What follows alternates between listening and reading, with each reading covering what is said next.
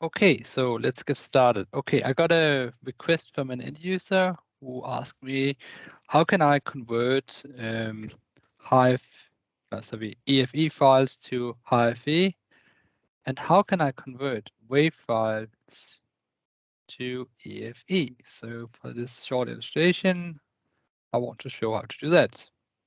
So I have a tool, some tools which I can use for doing this. Yeah, so let's get started. So I have some EFE files for this illustration. So keep in mind the file size here. We will get back to that later. So I say copy and go into my tools. And for doing this, I have a tool called HFE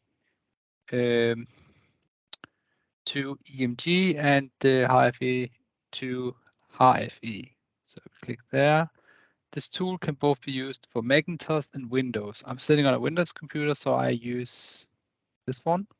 So we have then the in folder, EFE in, go here, we say insert.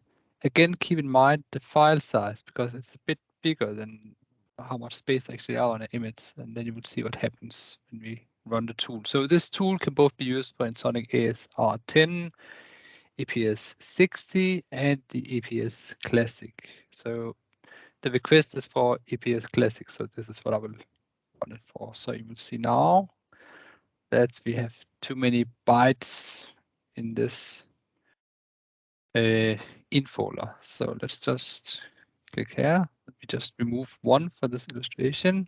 So now we have 508 kilobytes. That should be sufficient.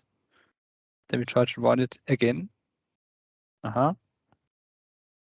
Yes, please. So now it has packed the two EFE files into disk images. So we can also see how the disk has been structured. That's okay. See HFE in the HFE output folder and EMG in the output folder for EMG. These files can be copied to your USB stick and be used with your Floppy emulator. Perfect. That was point number one. Point two. So I have some WAV files. These are some sounds from a Roland CR78.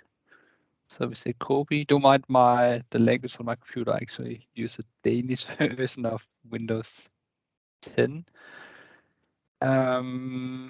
Okay, so we go to WAV to EFE.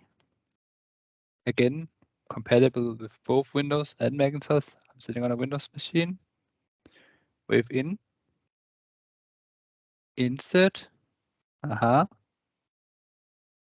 Go on back. And again, compatible with ASR-10, EPS Classic, and EPS60. So the request is for EPS Classic, so that's what we do. Now it will ask us for the sample rate. Keep in mind that the bigger sample rate, the higher sample rate, the bigger EFE file size. So we just 5, 5, 5, 5. Just for testing.